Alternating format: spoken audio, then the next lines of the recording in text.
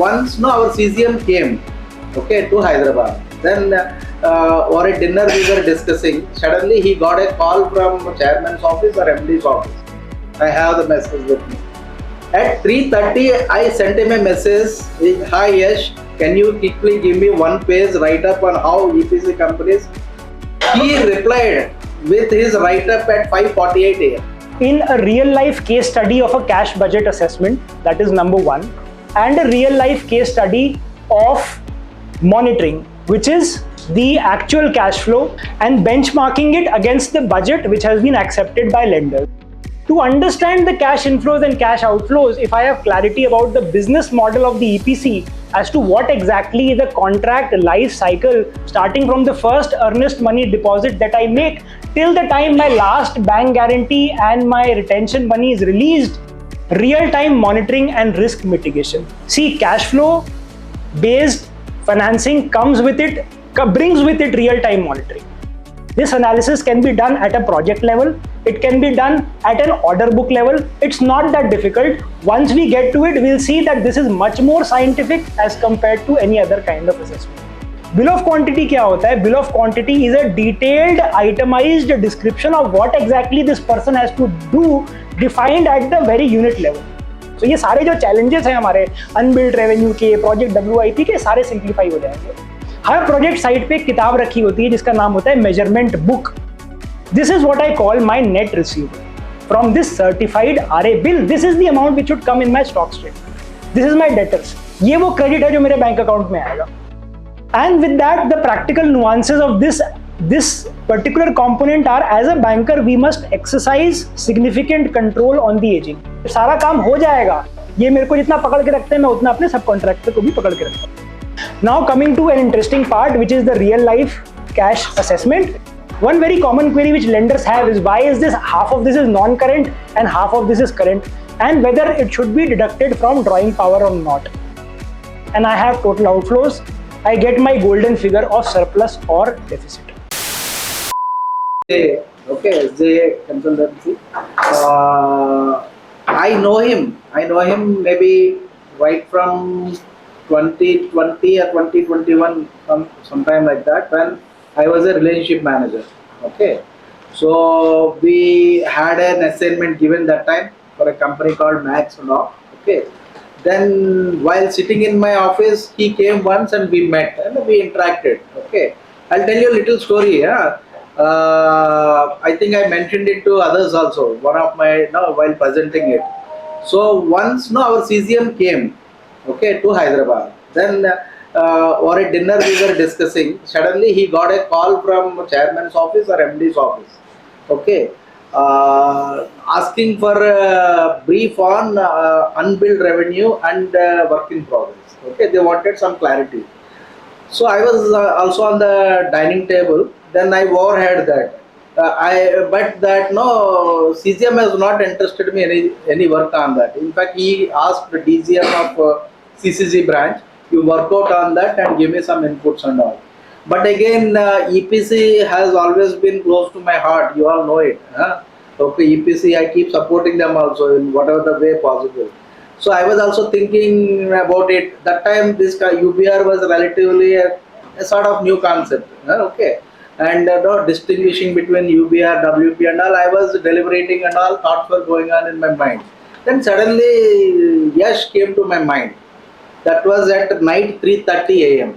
I have the message with me. At 3:30, I sent him a message. Hi Yash, can you quickly give me one page write up on how EPC companies qualify or something WIP while giving stock statement. The basis of this valuation needed by 9:30, bit urgent, thanks करके. वो भी spellings भी गलत है उसमें काफी. Night को है ना 3:30. It was on 20th Jan 2021. Okay. He replied with his write up at 5:48 a.m. And from that day onwards, we have been friends and we have been exchanging ideas, all that. Okay. And as I had seen him, he is quite young but very knowledgeable. The presentations and all he used to give on representing the company and all the ASM reports and all. So I tried to give mandates to him, but again he is pricey also. So sometimes we missed out many times. Okay. So in that background, I wanted him to come to us and explain, maybe give a presentation on this cash budget thing. I told him also that practical difficulties that we are facing, as I'll say once again in front of everyone, one thing. And then companies will be with all the reluctance give you in bits and pieces. Sometimes we ourselves have to stitch the cash budget. Okay. Now companies have apprehension that tomorrow when the actuals come, we compare it with the cash budget and ask questions. That also another apprehension there. So and another thing, while stitching and sending this cash budget, our CRD, credit risk department, comes out with a lot of observations on it. Okay, and they compare the cash budget with the balance sheet, how the figures are flowing. Am I correct? All the credit list. If any other points also. So this is the background. I thought you come and please present your, this to our people so that they are well versed with the whole thing. Okay, now floor is yours. Thank you, sir. Thank you. So, very warm good evening to the house. At the outset, I would like to thank Srinivas sir and Kshitij sir for giving us this opportunity for making this presentation. As sir said, my name is Yash Shah. I am part of the leadership team at SJA, which is a 40-year-old organization engaged in industrial and financial consultancy across the spectrum. We are on panel with large public sector banks and financial institutions such as State Bank of India, Union Bank, Canara Bank, NARCL, NABFID, REC, PFC, Canara Bank, to name a few. And during the course of that, we get a lot of opportunities from the bank and wherein we are structuring such reports. This is across the spectrum, starting from appraisal, whether it is a TEV study or valuation or as LLC, or in terms to post-disbursement monitoring as ASM, stock and receivables auditor, LI, restructuring modeling, concurrent auditor, structuring of ROR, even IP related work, so on and so forth. So with that, let's come to the topic of discussion for today. So cash budgeting for working capital limit assessment and monitoring in EPC companies. This is the topic of our discussion. I think any discussion should start off with a broad skeleton and roadmap as to why we are doing this exercise, because everyone is expending very valuable time today, especially in peak audit season, I understand. So our first discussion will be, what exactly are we going to do today? So in this, I think if we go from the end to the start, it will be more meaningful.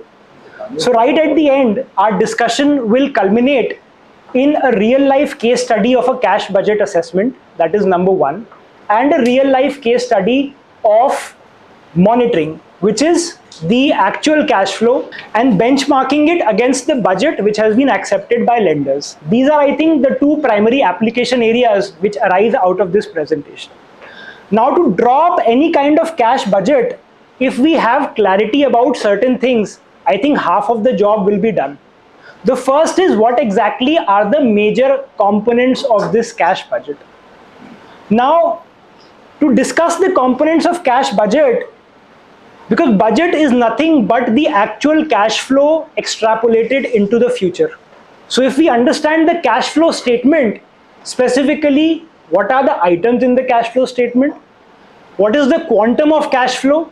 And what is the periodicity of the cash flow? Both inflows and outflows. If we have a grip on these fundamentals, if we understand them, I think we'll be in a much better position to project them, number one, into the future.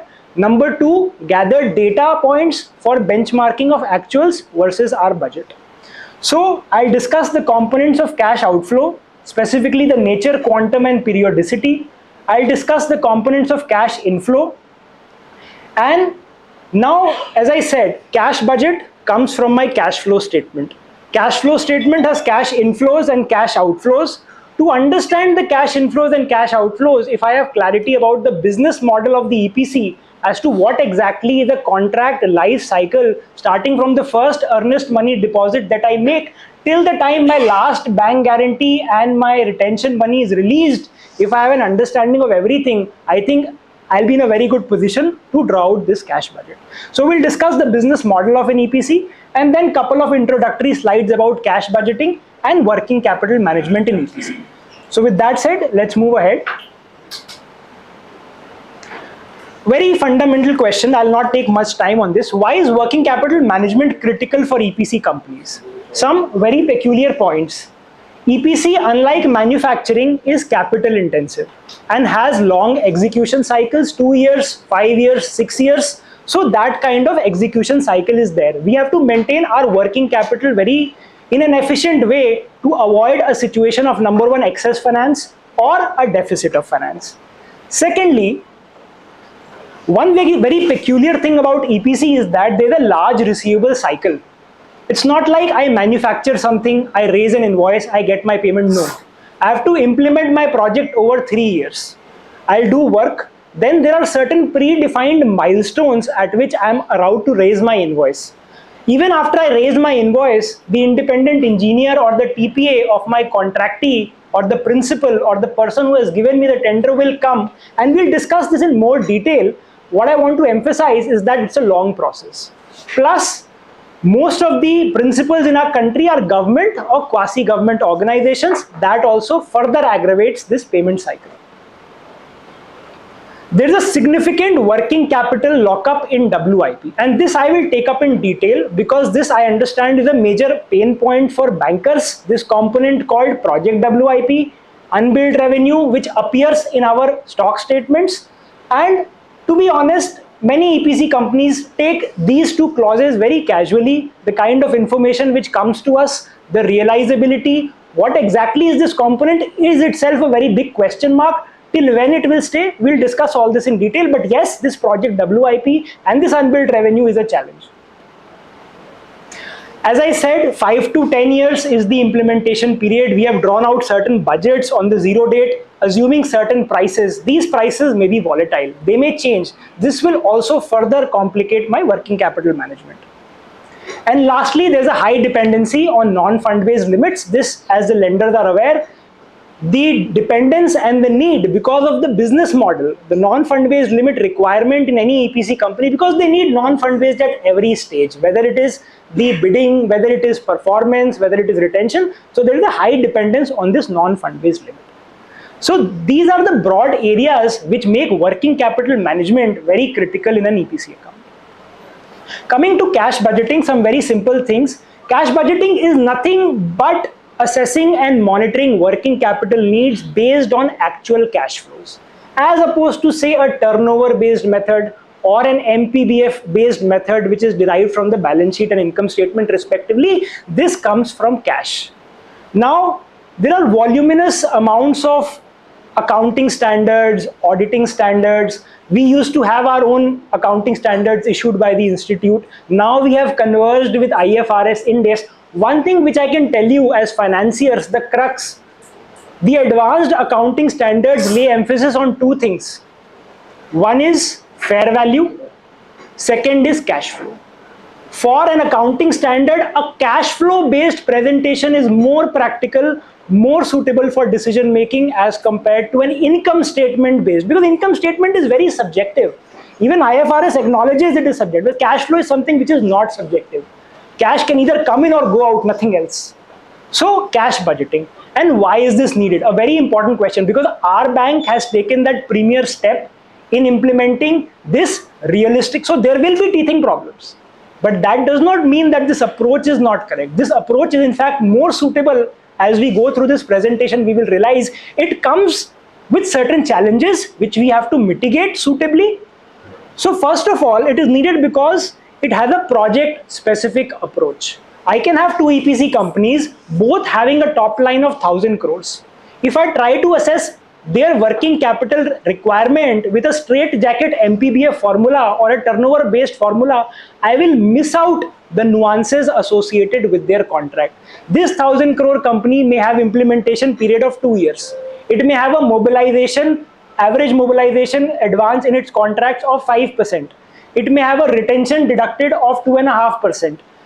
Whereas this company may be doing contracts of 6 months. It may be getting 15% upfront mobilization advance against supply. So you see the cash flow dynamics of these two companies are absolutely different. And as lenders, we need to appreciate those differences so that we can extend the right amount of finance at the right time to these companies and add value to the business cycle. Deficit identification and funding strategy. Cash flow focuses on deficits. On a monthly basis, we have to find out the deficit. very objective definition of working capital. There is no subjectivity over here. Cash will come in, cash will go out, the difference is deficit, I have to finance it, which we will see in our case study as well as to how it actually pans out. Right now, it's on a very bird's eye kind of view. Real-time monitoring and risk mitigation. See, cash flow based financing comes with it, brings with it real-time monitoring. Of course, the challenge remains that this monitoring will significantly improve if we have access to the ERP and systems. Otherwise, it will come with a lag. This is something that we as lenders need to imbibe in our culture, so that this monitoring, and I'll give you one example also in my case study as to how we went about implementing this in one of our accounts only. It was not Bahar ka account, our State Bank of India account only, how this budget mechanism was put in place so that by 8th of the month, the lender had the cash flow statement versus the budget variance analysis on his table. And bank preference and financial decision making. State Bank of India, being the pioneer lender in the country, has taken a step. So obviously there is a preference of the, and others will also follow suit. So yes, now that you have done it, you can expect other bankers to also follow suit because you are the pioneer. Again, a very broad bifurcation, very straightforward things. We'll distinguish between the turnover method, the MPBF method, and the cash budgeting method. Turnover method, of course, is a fixed percentage of turnover, very straitjacket rule, 1/5, 20%. MPBF is again turnover and working capital cycle based. Cash budget is, of course, cash flow based. Accuracy. When we come to accuracy, turnover is very generalized. Now take the example of these two companies. If I use turnover method for assessing their working capital requirements, I'll be off. If I even use MPBF, I'll be off, because in EPC, the current assets and current liabilities have very peculiar structures. Your current asset may have something like a retention money, which is not going to come anytime soon. It is subject to many requirements. It is subject to the defect liability period. Then current liabilities may have something like the mobilization advance. Now the company will confuse us. Non-current है कि ये current है? कहाँ जाएगा? ये DP में less होगा कि ये नहीं होगा? Those are. So what I want to say is that these current assets and current liabilities are somewhat peculiar in nature in terms to their realizability, in terms to when they are going to come. So if we do straitjacket MPBF based assessments, we will be off vis-a-vis the requirement of the company. Cash budgeting method, as you will see, is very project specific. This analysis can be done at a project level. It can be done at an order book level. It's not that difficult. Once we get to it, we'll see that this is much more scientific as compared to any other kind of assessment. Monitoring, turnover MPBF is again annual or periodic. Cash budget, as I said, can be monitored on a real-time basis because number one, cash is being routed through our accounts only and budget is in place. So we get to know about problems in advance, provided our reporting system is robust and it is integrated. It cannot be something that we are waiting for some input data and then the analysis will happen and then the conclusion will. No. Input data has to be granted. It has to be direct access. And I'll discuss what I'm talking about. It has to be direct access so that we start straight with the information and can spend more time on analysis and corrective action rather than grappling for input data and preparing the report. Suitability for EPC firms, of course, 2 out of 5 stars. This is 3 out of 5 stars and 4 out of 5 stars. I'm sure by the end of this presentation, the house will agree with me that the suitability of this method is significantly high. Which is the one with 5 stars? Cash budgeting method. Okay. Some other points of differences: turnover method is rigid, MPBF is also rigid, that is 20%, that is based on certain norms, first method, second method, third method. Cash budgeting is a very dynamic kind of method because we can align our working capital assessment based on the business cycle of the company that we are funding. This, of course, may require more effort upfront, but it will yield better results in the long run because the budgets that we draw out are more suited to the business cycle of the company. Limitations: turnover method may not reflect actual working capital needs. Same with MPBF. Cash budget method, of course, the limitation is there that it requires an upfront detailed forecasting and it requires a system for tracking.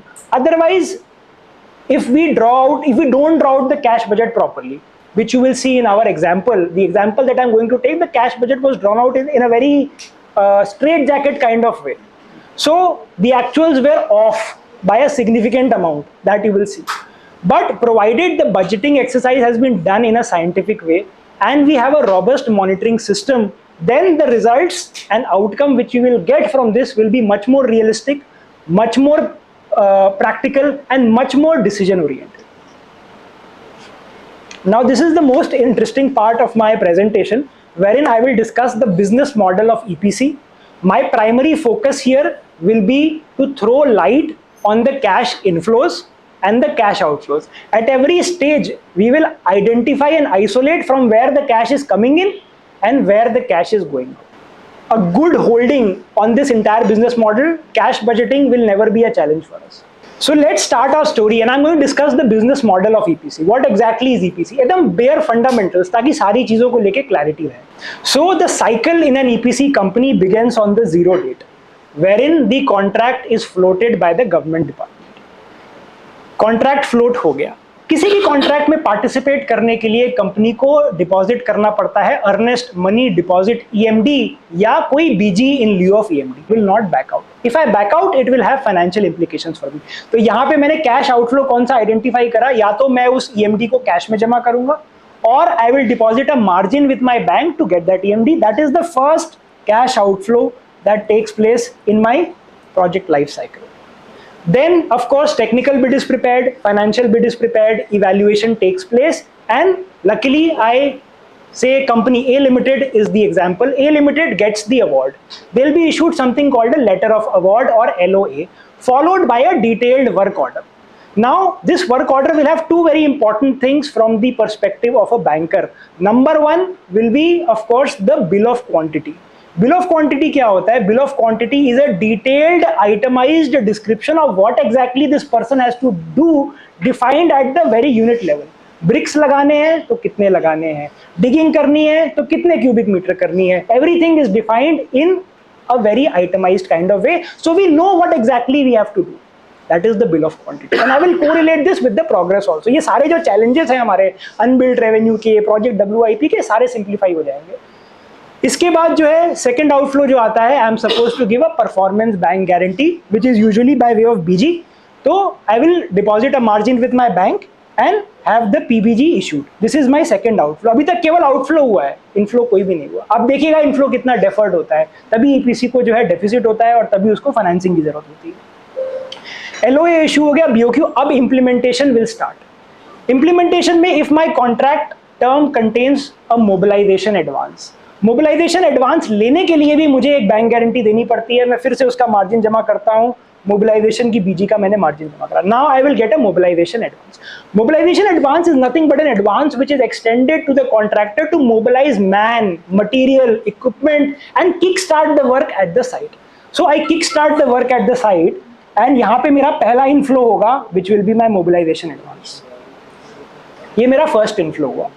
अब यहाँ से मैं implementation चालू कर रहा हूँ. Implementation चालू कर रहा हूं का क्या मतलब होता है? I M incurring expenses, I am incurring material expenses, I am incurring labour expenses, I am incurring overheads, I am incurring सब कॉन्ट्रैक्टिंग एक्सपेंसेस. तो ये सारे छोटे छोटे छोटे छोटे छोटे आउटफ्लोज मेरे होने स्टार्ट हो गए हैं. ये सारी चीजें जाती है एक एसेट के अंदर जिसको कहते हैं प्रोजेक्ट वर्क इन प्रोग्रेस. तो क्रेडिट, अगर अकाउंटिंग की लैंग्वेज में बोला जाए तो जहां मेरा बैंक अकाउंट क्रेडिट हो रहा है because of these expenses, project WIP is getting debited and it is coming as an asset on my books and I am giving it in my stock statement to avail finance from the bank. Now project WIP मेरी books में आ गया है. अब मुझे किस दिन का इंतजार है? मुझे उस दिन का इंतजार है जब मैं अपना पहला माइलस्टोन अचीव करूंगा जो मेरे कॉन्ट्रैक्ट में लिखा हुआ है. Because till that date unfortunately I cannot raise my bill. और यहाँ पे जो है अगर मेरी बैलेंस शीट डेट आ गई तो मुझे अपनी बैलेंस शीट डेट में एक तो दिखाना पड़ेगा प्रोजेक्ट WIP या अनबिल्ड रेवेन्यू. इन दोनों कंपोनेंट्स को मैं डिस्टिंग्विश करूंगा. Although from a banking perspective this distinction is not that important, but still I throw some light on it. Project WIP, unbilled revenue हमारे लिए for all purposes are the same because both represent uncertified works. Project WIP भी client ने certify नहीं करा हुआ, unbilled revenue भी client ने certify नहीं करा हुआ. दोनों में अंतर है बट एक सटल सा अंतर है, उस पर मैं आऊंगा. अब क्या होता है कि ये प्रोग्रेस चालू हो जाती है. Now finally I reach that day where I achieve that milestone. Milestone achieve कैसे होता है, थोड़ा ग्रैन्युलर लेवल पे जाते हैं। हर प्रोजेक्ट साइट पे एक किताब रखी होती है जिसका नाम होता है मेजरमेंट बुक। उस मेजरमेंट बुक के सबसे पहले पेज पे लिखा होता है BOQ, कि करना क्या है। I have the BOQ. Then as I implement, I start filling up that measurement book with the progress कि activity A this much was to be done, and ये सारी चीजें एक्चुअली में मिलेगी। अगर हम मंगवाएंगे हमको मिलेगी, मेजरमेंट बुक का हमको फोटोकॉपी मिलेगा। तो ये मेजरमेंट बुक जिस डेट उस माइलस्टोन तक रीच हो जाती है तो उसका एक photocopy along with the bill, जिसको कहते हैं RA बिल, रनिंग बिल कहते हैं, बिकॉज वो क्यूमुलेट होता जाता है। RA बिल के साथ I will submit to my contractor. यहां पे भी मेरी पेमेंट नहीं आएगी। कॉन्ट्रैक्टर फिर एक IE को अपॉइंट करेगा या एक थर्ड पार्टी को अपॉइंट करेगा, who will come to the site, then he will open my measurement book, he will see what works have happened, he will certify it, then that bill will call certified RA bill। अच्छा, अब इसमें कैसे होगा? Suppose मैंने milestone achieve करा, I raised a bill of 100, I raised a bill of 100। ये bill कैसे जाता है? Works billed till last bill, works billed up to this bill, दोनों का जो डिफरेंस होता है वो इस बिल का अमाउंट होता है। Let us assume it is 100। अब इसमें से कुछ चीजें होती हैं जो होती है रिकवरीज, ये हमारी केस स्टडी में भी देखेंगे, बट मैं एक ओवरव्यू दे रहा हूं। कुछ इसमें रिकवरीज होती है। रिकवरीज क्या होती है? एक मोबिलाइजेशन एडवांस हमको दिया गया था, उसका एक छोटा सा पोर्शन इसमें से माइनस हो जाएगा, this is mobilisation advance recovered. इसमें से दूसरी रिकवरी होगी सिक्योरिटी डिपॉजिट या रिटेंशन मनी। इन दोनों में भी एक सटल डिफरेंस होता है, बट हमारे लिए इतना मटेरियल नहीं है। अल्टीमेटली ये एक पैसा है which is deducted from each one of my bills and it will be released at a later date, you know, when I satisfy him कि आपका सब कुछ सही चल रहा है, डिफेक्ट लाइबिलिटी पूरा हो गया है, वारंटी पीरियड पूरा हो गया है, तब तक वो होल्ड करके रखेगा। या alternatively I can always give a bank guarantee, जो कि हम रिटेंशन की बीजीज इशू करते हैं, उसके अगेंस्ट ये पैसा आ सकता है। तो ये रिटेंशन की एक रिकवरी होगी। फिर उसके अलावा TDS, WCT, GST, TDS, ये सारी चीजें रिकवर होगी। इसके अलावा जो है हो सकता है withhold amount, penalty, liquidated damages, ये थोड़े एक्सेप्शनल आइटम्स होते हैं। अभी के लिए हम मान के चलते हैं कि ये 0 है। तो ये सारी चीजें माइनस होने के बाद 100 - 6, 94, this is what I call my net receivable from this certified RA bill. This is the amount which should come in my stock statement, this is my debtors. ये वो क्रेडिट है जो मेरे बैंक अकाउंट में आएगा। मेरे bank account में ये सब नहीं आएगा, मेरे बैंक अकाउंट में ये आएगा। सो in a nutshell, our stock statement should always contain debtors which are backed by certified RA bills and also the net amount, not the gross amount, because gross amount has recoveries। तो ये सारी चीजें हो गई। अब इसके बाद जो है तो ये आपका सबसे बड़ा कैश इनफ्लो हो गया, which is the net receivable from the certified RA bill is my biggest cash inflow। So coming to my points, tendering I think I have discussed, award I have discussed, mobilization advance paid, mobilization received and paid। अब parallelly क्या होता है? I also appoint certain subcontractors, उनके साथ भी काम वैसे ही चलता है। मैं उनको एक वर्क ऑर्डर इशू करता हूँ, फिर मैं उनको एक छोटा सा मोबिलाइजेशन एडवांस देता हूँ, फिर वो लोग भी मुझे अपना RA बिल देते हैं, मैं सिमिलरली उसको रिकवर करके सर्टिफाई करता हूँ। तो सिमिलर एक्टिविटी जो मेरे एसेट साइड पे हो रही है, that happens on my liability side also. The quantum is lower compared to my project, but it is there। So यहाँ पे जो है कैश इनफ्लोज ये हो गए, कैश आउटफ्लोज मेरे मटेरियल पेमेंट्स हो गए, मेरे सब कॉन्ट्रैक्टर पेमेंट्स हो गए, मेरे लेबर हो गया, ओवरहेड हो गया। ऐसे करते करते हम बिल्स रेस करते रहते हैं, RA1, RA2, RA3, this keeps cumulating. Now let us go little ahead, say RA4। Now one question which comes in, where does this project WIP come? Where does this unbilled revenue come? Now from this stage wherein we started doing the work till I raised my first bill, this amount is my project WIP. At any given point of time, if I put my reporting date here or I put my reporting date here, by reporting date I mean either my balance sheet or my stock statement, I will carry certain project WIP. Project WIP, unbilled revenue, as I said, both are uncertified. The difference is, there's only one difference. There's an accounting standard in the country called IND AS 115. It stipulates certain conditions which must be satisfied before a contractor can book revenue. Those conditions are slightly technical. There's no point discussing it at the financier level. But that said, if those conditions are satisfied, this project WIP gets upgraded to unbilled revenue. Mind you, both are uncertified. As a banker, not of much use to us till the time it gets certified and we get that cash inflow into the bank account. It's an asset where investment has been made. Unbilled revenue, since revenue has been booked, is obviously at selling price. Project WIP is at cost price. यही दोनों में That is a very important point. Unbilled revenue is the revenue.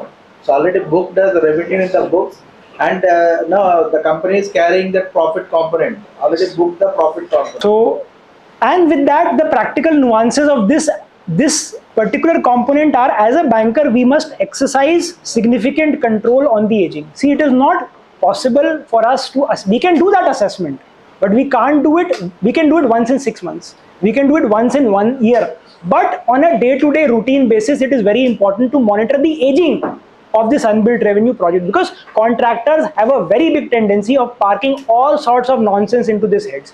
Price variation, any kind of dispute, arbitration claim, liquidated damage, anything which is in dispute, they will park in Project WIP. But Project WIP hai kya? Project WIP are only those costs which are waiting for the milestone to get billed. If you park a disputed amount, it will never get billed because it will never get certified. And हमारे stock statements में महीने दर महीने आता रहेगा और उसकी aging 500 दिन, 700 दिन, 800 दिन, 900 दिन तक चली जाएगी, which is absolutely untenable. So ऐसे करते करते हम लोग आते हैं एक स्टेज पे जिसका नाम होता है provisional completion. यहाँ पे आके we submit our final bill, जिसको final RA bill कहते हैं. Final RA bill, again IE comes. He issues the provisional completion certificate subject to punch list items. Punch list items वो देके जाता है कि I am giving you the provisional completion provided you meet these punch list items in this point of time. इसके बाद चालू होता है something which is called the defect liability period. Her contract के अंदर होता है, 1 साल का हो सकता है, 2 साल का हो सकता है. हमारा जो रिटेंशन मनी है वो कॉन्ट्रैक्टर होल्ड करके रखता है कि कल को ये तुमने सड़क बनाई है या ब्रिज बनाया है या कोई भी मैकेनाइजेशन करा है मेरे पोर्ट का. If I face any problem, you should come when I call you, so I'm holding this money, or you can issue me a bank guarantee, retention BG, and take your money if you want liquidity against the margin. So this is the entire life cycle of the EPC, and now I think this particular slide will be more meaningful. One point, what is the sort of BG which gets into DLP, converts into DLP BG? So that is performance or retention? Retention. Performance will typically either get released or get converted into retention. Into retention? Yes. Okay, but finally retention is the one which will remain into the DLP. Provided provisional completion certificate has come, because that is also not issued very easily. Provisional completion is not issued that very easily. Contract, the principal may create, because principals are very smart. They don't interrupt during implementation. जब सारा काम हो जाएगा तब वो अपनी जेब से कॉन्ट्रैक्ट निकालते हैं कि यहाँ पे मैं LD लूंगा, यहाँ पे मैं विथहोल्ड करूंगा अमाउंट, यहाँ पे मैं पेनल्टी लगाऊंगा, आपने वो ढंग से नहीं बनाया, आपने ये चीज़ें छोड़ दी, ये सारी चीज़ें. और जब ये सारी चीज़ें होती है फिर ये आदमी भी भड़क जाता है, कहता है तुमने चेंज ऑफ स्कोप करवाया, तुमने प्राइस वेरिएशन करवाया, फिर ये उस पर आर्बिट्रेशन डाल देता है, ये इस पर आर्बिट्रेशन डाल देता है, फिर आर्बिट्रेशन बन जाता है. तो this is a very practical kind of situation. और लेंडर इन सब दौरान में देखता रहता है अरे मेरा पैसा जो है आर्बिट्रेशन में कहाँ चला गया. So see, earlier, if you take the case of 2012-13, okay, retention money was not a big thing in the whole gamut of things. So retention money, funding against retention money, I think as I know, Stanchart started it first, especially for companies like NCC and all, which are really good. So to infuse that sort of liquidity into the system for them. Okay. But that time only the performance bank guarantee used to get switched into DLP. Yes. But I think recently there is some change, and it is retention is what I. It is just a nomenclature. Ultimately, they need a bank guarantee. They need a big guarantee. Like for example, EMD जो होता है, if the project gets awarded, that EMD gets rolled over into BG. BG mobilization हो जाता है. Mobilization में चला जाएगा या performance में चला जाएगा. So it all depends how that LOA is signed. Yes. So basically depends on the terms of the contract, which are quite different, because ultimately it's a contract. So now summarizing the entire discussion, the minus represents the outflow and the plus represents the inflow. So tendering stage, the minus is the earnest money deposit or the margin for EMD. Evaluation and award stage, you will have the performance deposit or margin for performance deposit. Mobilization stage plus, the big plus will be the mobilization advance which I receive, and I will pay a mobilization to my subcontractor. I will incur operational expenses and transfer it to Project WIP. That will be all minus. Implementation stage, there will be the measurement book which I have discussed. I have discussed the RA bill. I have discussed the net receivable component.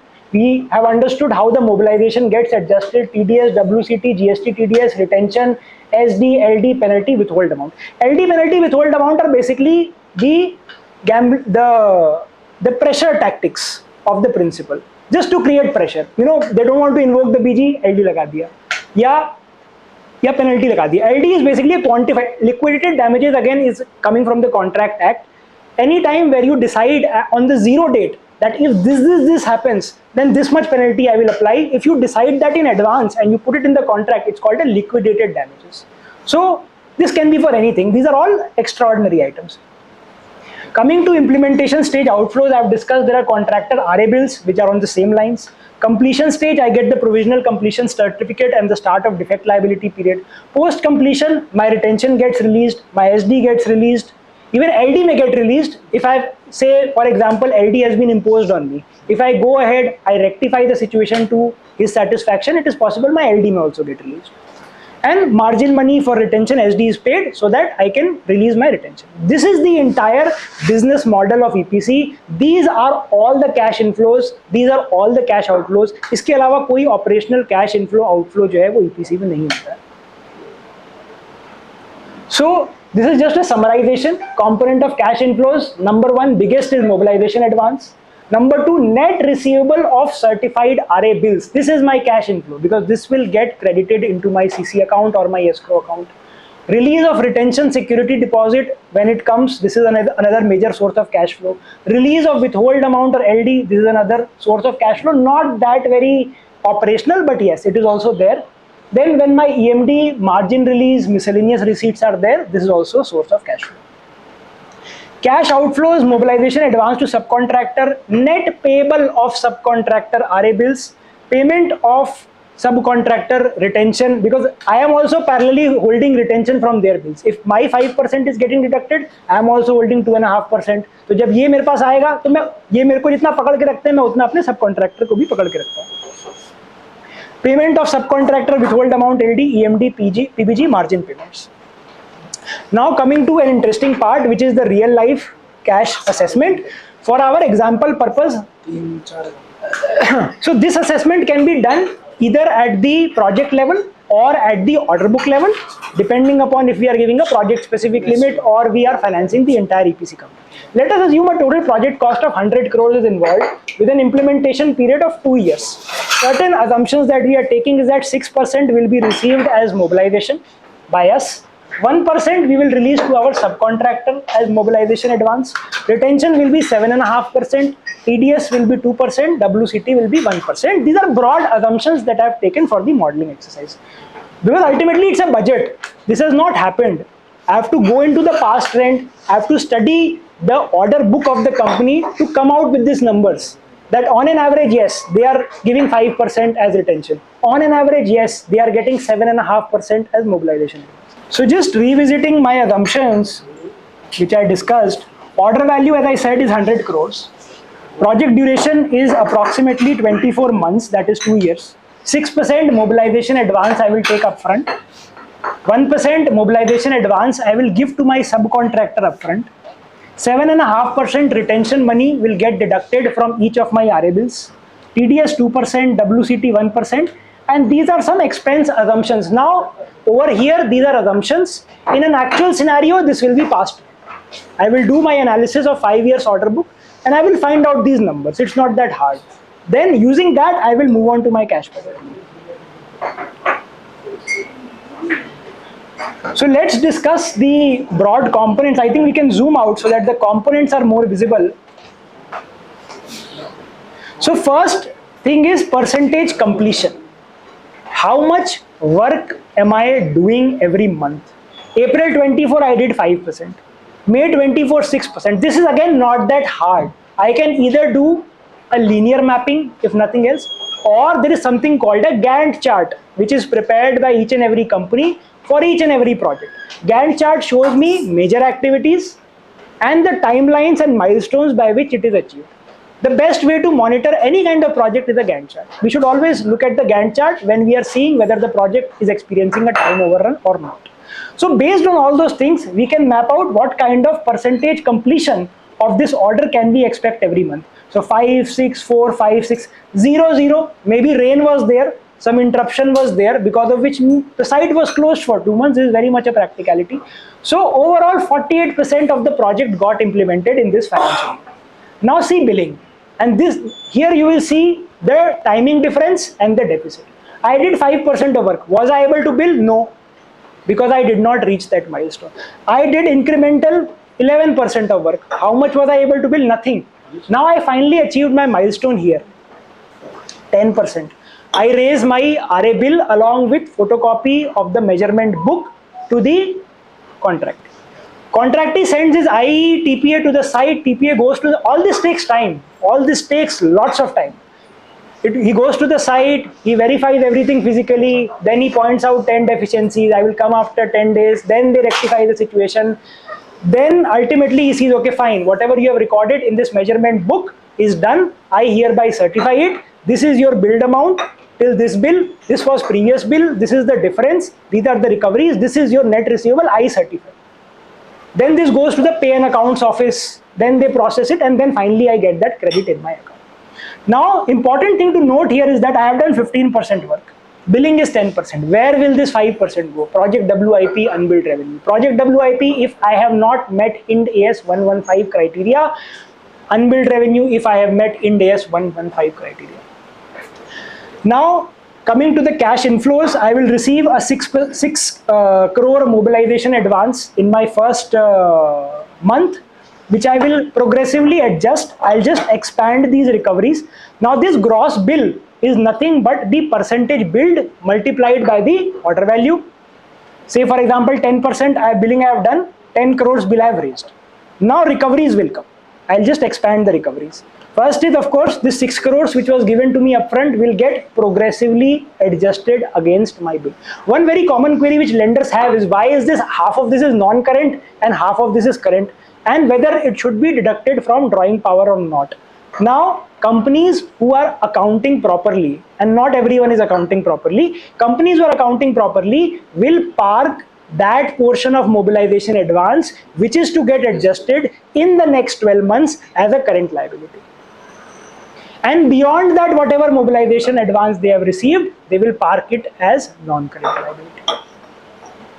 So this mobilization advance gets adjusted, TDS, WCT gets adjusted. This is the total recoveries. This is the debtors which I should get in my stock statement. Such level of visibility we can have, even debtors level. See, linkage to the balance sheet. Debtors will go where? Balance sheet. Mobilization will go where? Liabilities. This is all linked to the balance sheet. It can be plotted from the balance sheet also. It's not that hard. So this is my net receivable component. This is the credit that I will get in my bank account. This is my cash inflow. This is leg 1 of my exercise, cash inflows I have successfully mapped. Now reduce from this the outflows. I will pay a small mobilization advance to my subcontractor. This is my subcontractor's net payable. He will also raise an RA bill. I will also certify it. I will also make some recoveries, and this is the net payable which I will pay to him. This will be the debit in my bank account. This is my current liability. This is the payables which should come in my stock statement. Material expenses, machine hire expenses, other overflows, I got my total outflows. I have total inflows and I have total outflows. I get my golden figure of surplus or deficit. Now funding is done for 1 year. 1 year I have to do the appraisal. 1 year के बाद हम फिर से, तो 1 साल की मेरी जो फंडिंग है 9.08 crores, I can fund with certain more level of confidence as compared to if I was multiplying it by the turnover, or I was going through all these smudgy current assets. ये retention है, ये मेरा non current retention है, इस retention ये DLP में चल रहा है, ये आएगा नहीं आएगा, बहुत बड़े question marks होते हैं. उतने रियल टाइम बेसिस पे डेटा आता नहीं है कंपनी से कि प्रोविजनल कंप्लीशन आ गया और बैंकर को मिल गया या एएसएम को मिल गया या डिफेक्ट लायबिलिटी पीरियड स्टार्ट हो गया, पता नहीं चलता, हमको तो बीजीज दिखती है बस. So this cumulative deficit, now I can fund with confidence 9.08 crores is the deficit that this contract is expected to experience in the 1 year, and I can fund this. So this is a very small snapshot of how I can go about budgeting during appraisal. Now this is first leg of my exercise. I have done this thing. Now let's move on. That is one thing. Second thing is our committees also keep saying about the project specific loans, project specific loan. कहीं भी हो 200 crores and above, you go for a project specific loan.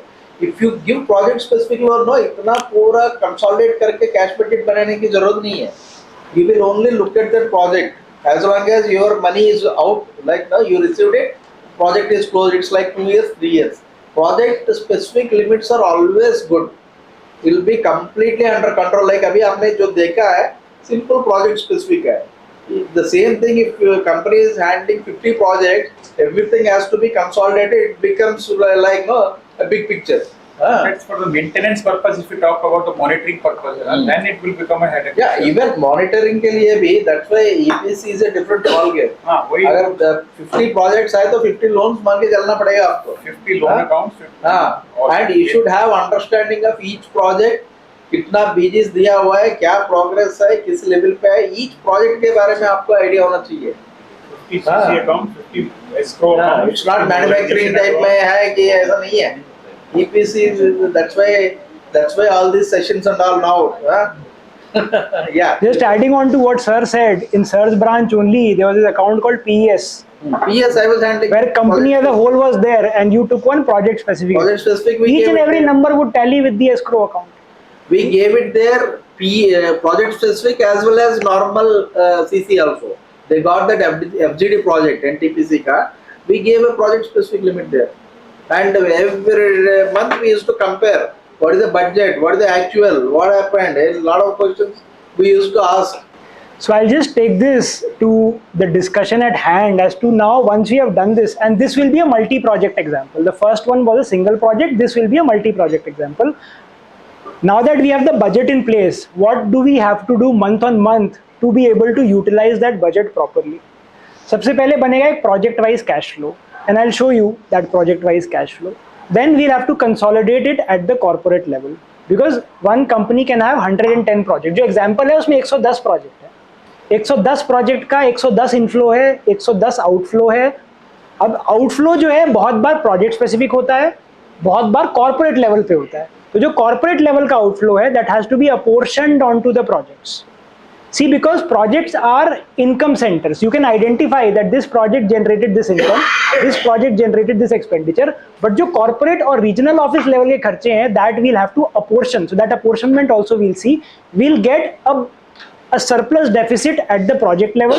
We'll consolidate that to the corporate level, and then we'll benchmark it against the TEV study which was prepared at the time of appraisal when the finance was extended to the borrower. So consolidation at the corporate level, comparison with budget, analyzing reasons for variance. See, analyzing reasons for variance can only be done if the appraisal has been done in a scientific way. If the appraisal has been done in a straitjacket way, you may get spurious kind of correlations and spurious conclusions. So it depends a lot on how the appraisal is done. These are all the 107 projects of the company. 107 projects of the company, these are the inflows which have taken place. Now, source of this data is the SAP of the company. See, when we are into cash budgeting, we need that data. उसके बिना ये analysis हमेशा inaccurate ही होगा या rough होगा. Ultimately, accounting data is accounting data. If we get accounting data like we have here, every 7th of the month, this report was ready without fail. Without fail. Come what may, 7 तारीख को ये report बनेगी ही. Or it's been prepared by all the EPC company as per your No, experience. this was only for one specific account. No, they were doing it. The company as part, SJ. No, company Okay, you are ASM is doing. हमने करा था ये, हमने करा. Company क्या, company तो क्या करेगी, कंपनी से कुछ मांगो वो आज मांगो वो 30 दिन बाद आता है. वही. So we had direct access to the SAP of the company. अब थोड़ा सा अगर SAP में इंटरेस्ट है तो I'll throw some light with ultimately challenge grassroots levels पे आता है कि ये बता तो दिया बट ये आएगा कहाँ से. SAP क्या है, थोड़ा सा SAP में जाते हैं. SAP बहुत साइंटिफिक ERP है, जर्मनी का डिजाइन करा हुआ है. ऐसा कोई डेटा नहीं है जो हमें चाहिए हो और SAP में ना मिलता हो. We wanted, you have 110 projects, give me the monthly inflow you got. Business area होती है SAP में, हर प्रोजेक्ट को एक यूनिक बिजनेस एरिया दी जाती है. आप उस बिजनेस एरिया पे कलेक्शन रिपोर्ट रन करेंगे, कलेक्शन रिपोर्ट को DZ रिपोर्ट कहते हैं. DZ रिपोर्ट आप रन करेंगे, you will get project wise cash inflow with in seconds, literally with in seconds 1 lakh तो आपका कंप्लीट ही हो गया कैश इनफ्लो कितना आएगा।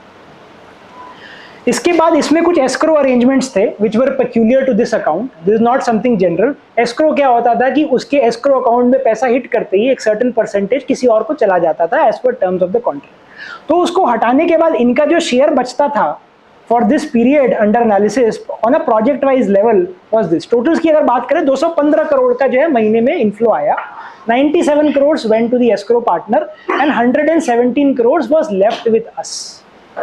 117 crores का हमने 105 करोड़ रुपया खर्चा कर दिया। अब खर्चा कहां से आएगा? खर्चा भी अगेन वही एसएपी की रिपोर्ट है, केजेड रिपोर्ट कहते हैं उसको, वेंडर पेमेंट, और एक ओवरहेड्स के वाउचर होते हैं एबी। ये दोनों वाउचर्स रन करने के बाद हमको ये वाली फील्ड मिल जाती थी कि 105 करोड़ किस प्रोजेक्ट में कितना खर्च हुआ। मेरे पास प्रोजेक्ट का इनफ्लो आ गया। देखिए मॉनिटरिंग करना तो बहुत आसान है अगर डेटा मिलता है, डेटा नहीं मिलता तो सब कुछ ही मुश्किल है। If we have the data, monitoring is not that difficult. A challenging part, yes, is structuring the budget in a meaningful way, but that one-time exercise when done properly, monitoring is not that difficult. So 105 crore ये outflow हुआ। फिर now see, as I said, inflows can be at project level, but outflows will be at corporate level also. Corporate level पे 37 करोड़ का plus ये बीजी का commission जो था 5 करोड़ का, this was at the corporate level. This was to be absorbed to all the projects because corporate का तो कोई इनफ्लो है ही नहीं, ये सारे प्रोजेक्ट्स में एब्जॉर्ब हुआ। Now I got the net excess deficit on a project wise level and this very good data, this very good data. अगर महीने में मुझे पता चल जाता है मेरी ईपीसी कंपनी के हर प्रोजेक्ट में कितना पैसा आया, कितना पैसा गया, कितना सरप्लस बचा, दिस वेरी गुड डेटा, और ये उसका एग्रीगेशन है। तो 6.49 करोड़ का जो है सरप्लस इस कंपनी ने जनरेट करा, अक्टूबर 23 का ये एनालिसिस है। फिर इसको हमने कंबाइन करा कॉर्पोरेट लेवल पे, महीने का भी करा था बट मैं थोड़ा बड़े पीरियड का दिखाता हूं so that we get a better picture. So total cash inflow from the projects 215 crores, 97 crores was transferred to the escrow partner, company share was 117 crores, utilization site specific is 63 crores. Now there are certain expenditure which are multi-site. Say for example Gujarat regional office, Gujarat regional office will contribute to all projects in Gujarat, so that is multi-site expenditure. Then Calcutta registered office, Calcutta registered office will contribute to everyone, so that is central expenditure. BG commission, total 6.49 crore का मेरे पास ये मेरा cash flow statement actuals तैयार हो गए। इसको बनाने में लगे केवल मात्र आधा घंटा, मात्र आधा घंटा। अकाउंटिंग तो हमको करनी नहीं है, अकाउंटिंग तो कंपनी कर ही रही है। Collating this data from their system takes only half an hour. मैं जस्ट एक टाइम लिमिट सेट कर रहा हूँ बिकॉज बहुत बार क्या होता है डेटा पाने में चैलेंज टाइम होता है कि ये मिल नहीं रहा है, ये कैसे आएगा, ये कहाँ से आएगा, तो ये ऐसे ही आता है, इसको पाने का और दूसरा कोई तरीका नहीं है, यहीं से आएगा। Now this will be benchmarked against the budget. अब यहाँ पे एक कैच है, कैच ये है कि ये बजटिंग एक्सरसाइज जो हुई थी ये इतनी अच्छी से नहीं हुई थी, थोड़ी सी ऑप्टिमिस्टिक हो गई थी। ऑप्टिमिस्टिक हो गई थी वो आपको दिख जाएगा कि ऑप्टिमिस्टिक हुई थी कि इस महीने में आर्बिट्रेशन का इतना पैसा आ जाएगा, उस महीने में आर्बिट्रेशन का उतना, बिकॉज अल्टीमेटली वायबिलिटी स्ट्रक्चर करने के लिए कैश इनफ्लो आएगा। Particular month we got 11.26%, 19% achievement is there.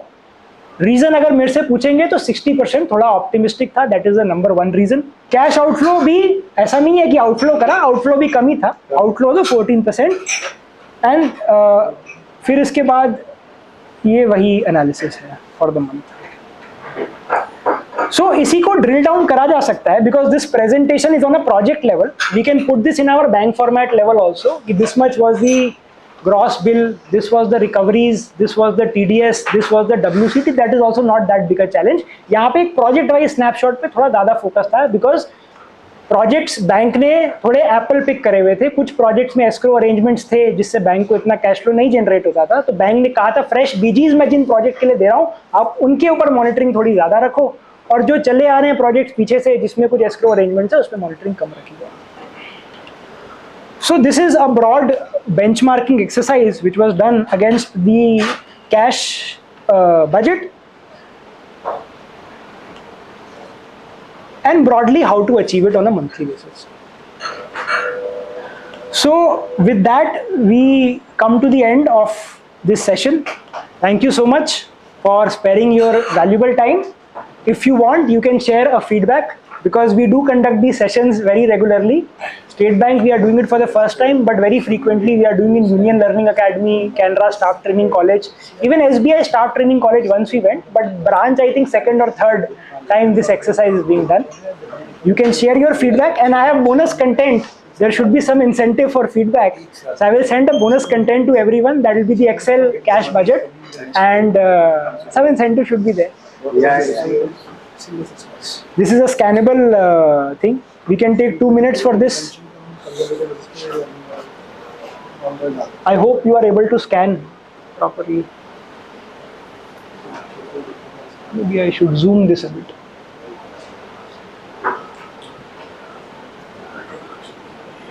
So it is a nascent exercise, but if embraced properly, I think, see, teething problems are there in everything. Have you heard somewhere, when we are seeing the balance sheet of the EPC companies, normally they are coming up with various terms. So one of the terms like we have seen it here. One is there, they have bifurcated the receivables into categories. One is not due receivables. Not due. Yeah, not due receivables, and the normal receivables where the aging is there. Okay. Up to 6 months, more than 6 months, all those things is there. And one category is available, not due receivables. Okay. So, although we have taken the detail from the company and all those things, so the company says that these will be transferred to the aging receivables only when they will be due. Due, yes. So, some of the case, receivables they are taking 2 months, 3 months, or 1 month, whatever the time is there. So, is there any such kind of thing which is there in the accounting in days or wherever it is there? I'll add value to that, sir. So this receivables which we have in the age-wise buckets is my net receivable of the RA bill, which we have discussed. Not due receivables could be one of two things. Either it can be the retention money which has been deducted on my RA bill. It will become due when I complete that milestone, which is typically completion of the contract and completion of the defect liability period. So in that sense, it is not due today. Second component which could be there in the head not due could be unbilled revenue. Unbilled revenue because I have incurred the cost. I have met the criteria required for recognizing sales as per Ind AS, but it is not due because I have not yet raised the bill. Why have I not raised the bill? Because I have not met that milestone. So in that sense, even unbilled revenue is something which is not due. Or maybe they could have merged. Ultimately, fundamentally, यही चीज़ है. उसको not due बुलाया जाए या retention money बुलाया जाए. This not due, can it be taken as a part of current asset? That is what. Sir, its realizability is not that good so as to merit.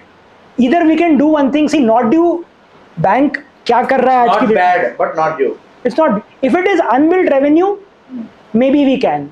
If it is retention, then it will not get realized in the next 1 year. Otherwise, due हो जाता.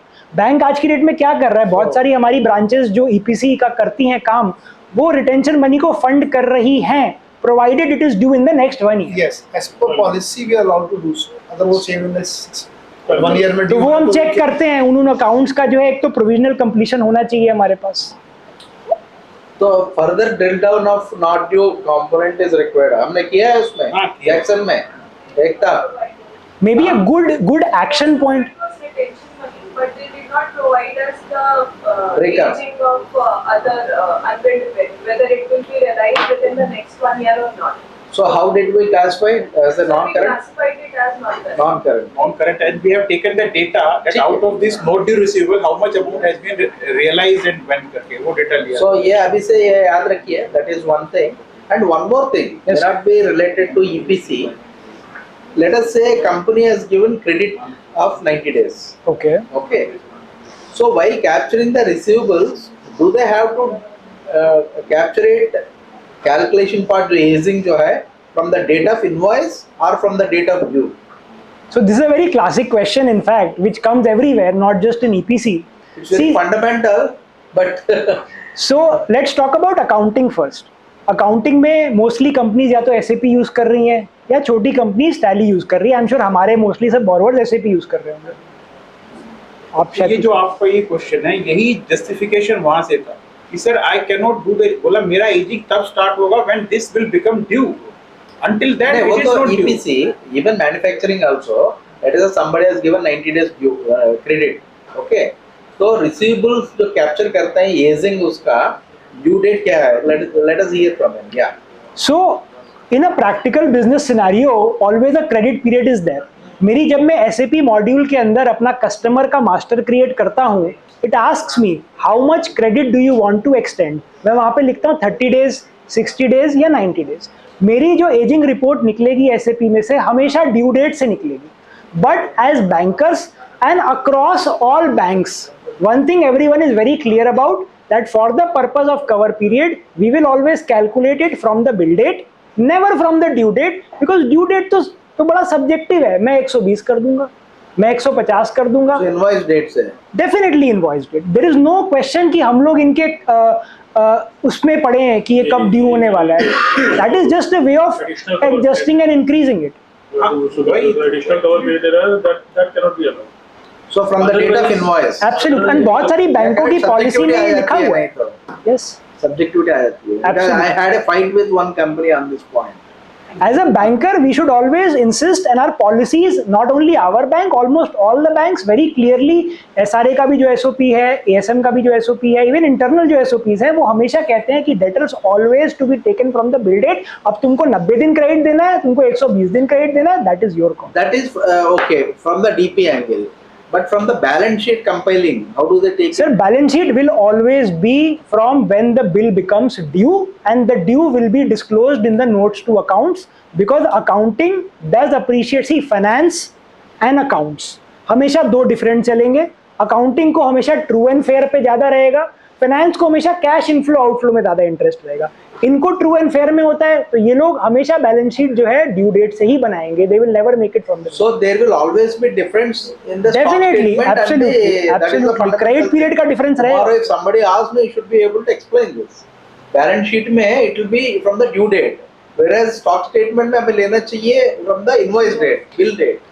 अब इसको थोड़ा और granular level पे ले जाते हैं. सपोज मेरी कंपनी मुझे स्टॉक स्टेटमेंट दे रही है, इनके पास सब होता है, इतने कंफ्यूज होते नहीं है जितने लगते हैं हमको, आके बताते हैं कि हम कंफ्यूज हैं. इनकी रिपोर्ट के अंदर जो है, जो SAP की रिपोर्ट निकलती है, जिसको मैं कहता हूँ कस्टमर लाइन आइटम्स या कस्टमर GL, उसमें डेट आती है, बिल डेट भी आती है, ड्यू डेट भी आती है, एंट्री डेट भी आती है कि अगले ने इस लाइन आइटम की एंट्री किस दिन करी थी. सारी डेट्स आती है. At least 7 different types of dates are recorded in each line item of SAP.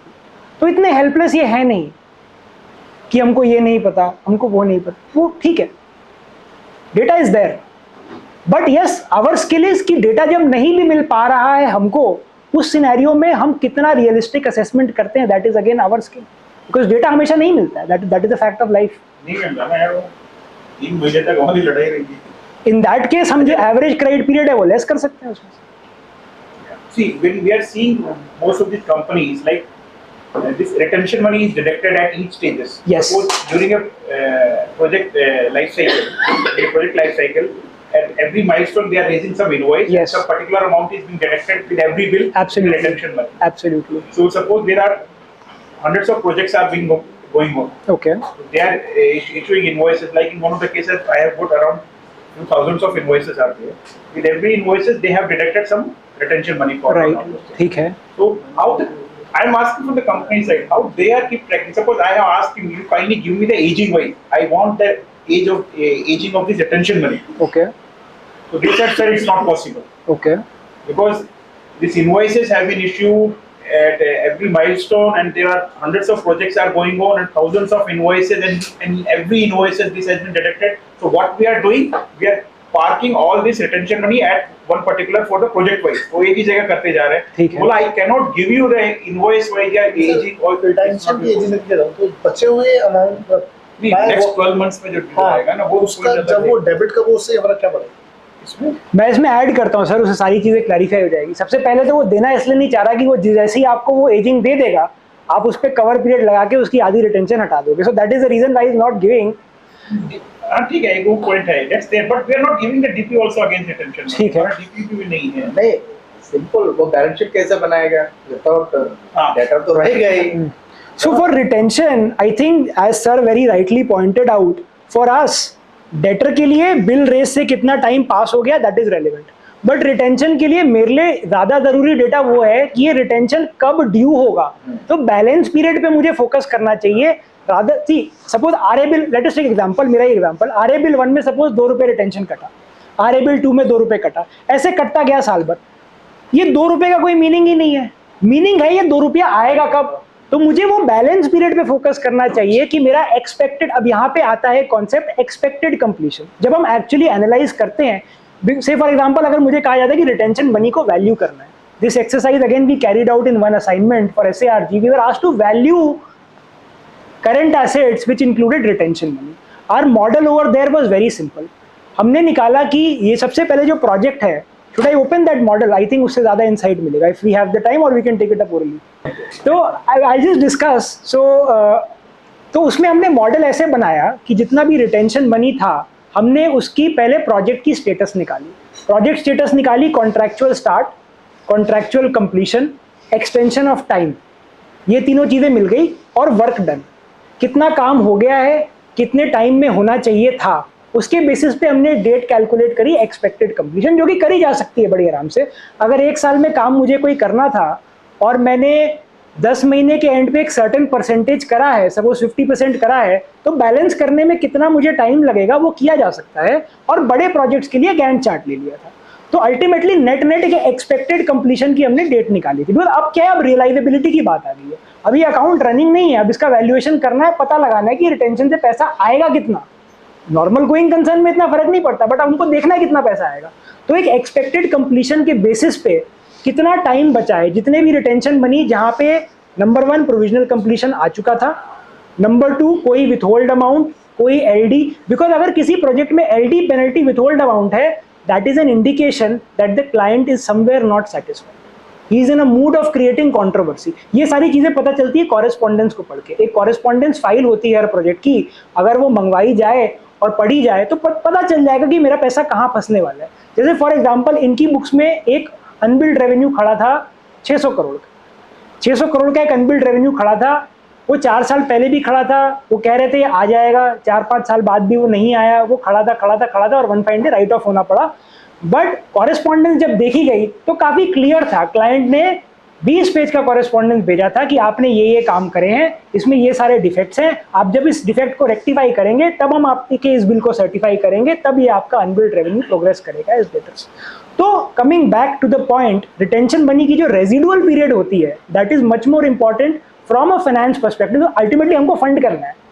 क्या मैं RA बिल 1 का रिटेंशन फंड करूंगा तो क्या होगा, वो रियलाइज तो होगा नहीं। बट अगर मैं लास्ट के जो RA बिल्स हैं, बिकॉज RA बिल्स आर, और जैसे आपने कहा 1000 बिल आ गए, RA bills are always cumulative. We need not see 49 RA bills. We can always ask for the 50th cumulative certified RA bill, and that will give me an entire snapshot. Entire picture, दोनों देता है, Yes. cumulative देता है, this Yes. भी देता है। पूरा BOQ कितना था, You should look at these things, एक बार मंगवा के काफी understand। ये सब डेटा तो मिल जाता है। अगर कंपनी से हम मांगेंगे you give me this project last certified cumulative RA bill, we will get a snapshot exactly ये फाइनेंशियली प्रोजेक्ट कहाँ है। बाकी LI साइट पे आके जो बता रहा है वो अलग चीज है, बट फाइनेंशियली ये कहाँ पर है उस RA बिल से पता चल जाएगा। And I don't know when you go for EPC inspection whether you are looking at it or not, ये एक RA बिल देखने से पूरा पता चल जाता है, फुल पिक्चर आ जाएगा उस प्रोजेक्ट के बारे में। इतना क्लैरिटी के साथ रहता है, इंक्लूडिंग टैक्स कैलकुलेशंस, कितना GST है, कितना रिफंड है, एडजस्टमेंट्स है, सच फ्लो नो, ब्यूटीफुल फ्लो रहता है। देख रहे हो? हाँ हाँ, देखना चाहिए, एक बार मंगवा के देखो। अभी भी अपने सीट पे बैठ के मंगवाओ, क्या है। And it is on a cumulated level. That is our advantage. We need not peruse RA 1, 2, 3 to 40. We can take RA 50 and we'll get total BOQ, work done, total जैसे आपने बताया रिटेंशन, तो cumulative retention कितना कटा है उस bill के अंदर। फिर उस रिटेंशन को जब मैं एक्सपेक्टेड कंप्लीशन के साथ कोरिलेट करूंगा, I will know whether I should fund this retention और नॉट। अब उस रिटेंशन को कटे कितना टाइम हो गया, जैसे 100 रुपए का है क्यूमुलेटिव, तो 2 रुपए को हुए होंगे 12 महीने, 2 रुपए के हुए होंगे 11 महीने। In that sense company was correct कि एक्सरसाइज कहीं ले नहीं जाएगी हमको, बिकॉज इतना सारा हर रिटेंशन में will have lots of ageing buckets. तो उससे बेटर एनालिसिस क्या है, अगर हम कंपनी से बोले कि सर 100 करोड़ ये रियलाइज कब होगा, आपका एक्सपेक्टेड कंप्लीशन क्या है, when are you getting the provisional completion, and what is your defect liability period. Once these 3 parameters we have, we will know the realizability of that retention money and how much we can fund, what should be the margin, all those parameters can come into Yeah. Tension में लेकिन एक clearance angle हमेशा रहेगा ना, whether it is being permitted by the principal or not, whether they will approve it or not. So all those things, it cannot be an objective thing. That is my. Absolutely sir, retention तो काटा ही उसने जाता है कि कल को दिक्कत आए तो इसको पकड़ ले। टेंशन में डीपी देना जो है वो इट्स वेरी ट्रिकी है। आई वुड सजेस्ट जहाँ प्रोविजनल कंप्लीशन आ गया वहाँ पे डीपी दे दें। नहीं हाँ, कोई ऐसा पैरामीटर कोई होना चाहिए। नहीं actually see this thing at some point of time I was saying 2012 and all retention money कभी फंड नहीं करते। Okay it used to be there but again market practices ऐसे आते हैं ना as I said StanChart as I know StanChart was the first to fund against the retention they give a bank guarantee.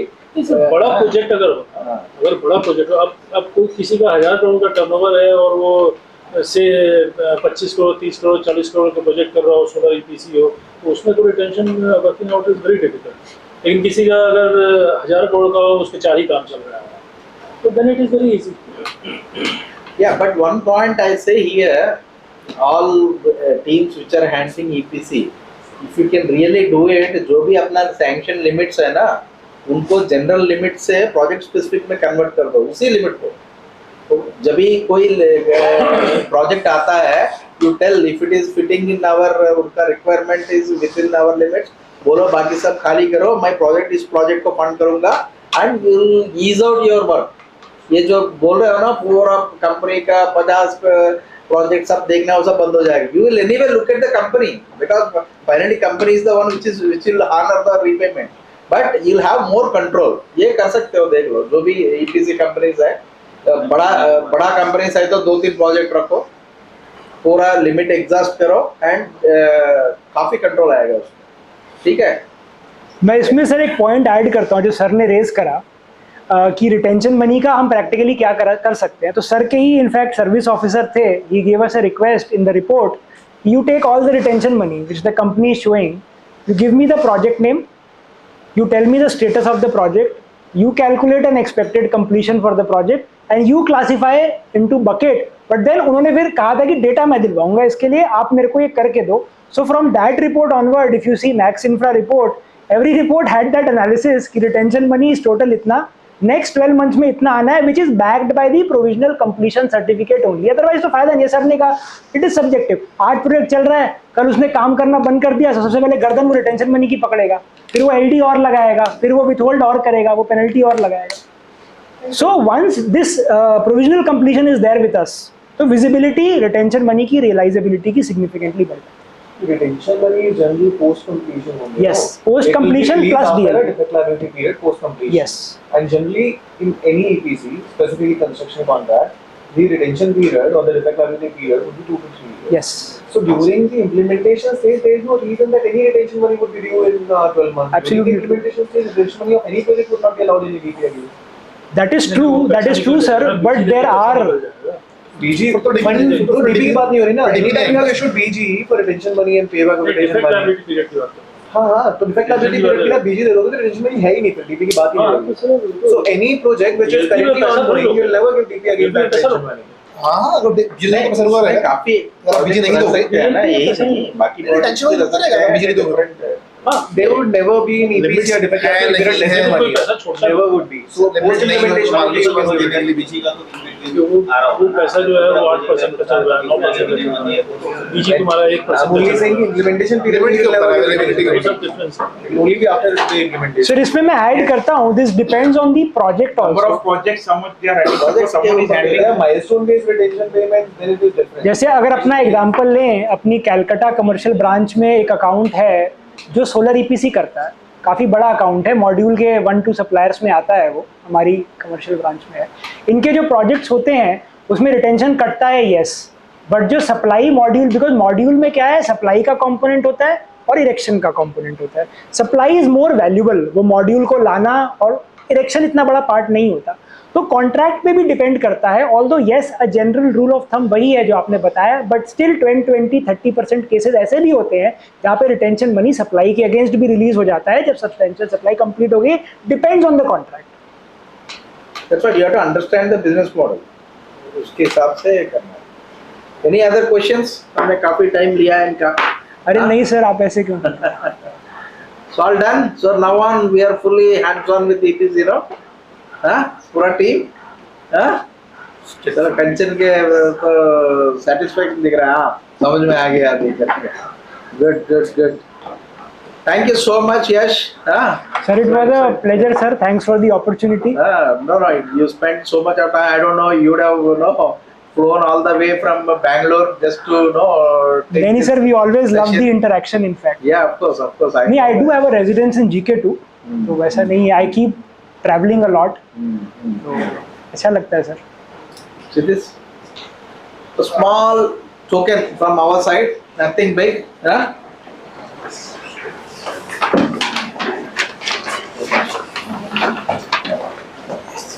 एक photo हमारे तरफ से भी लो भाई. Thank you so much, sir. Thank you so much for all your time. Thank you so much for the time, sir. Thank you to the team. No, he is really knowledgeable. Maybe I may ask him his permission so that our people will reach out to you. Sir, always welcome. Always welcome. Always welcome. He's always quite approachable and all. Okay. Thank you. Thank you, so sir. much. Thank you. Yeah. Thank you. And thank you, your team also.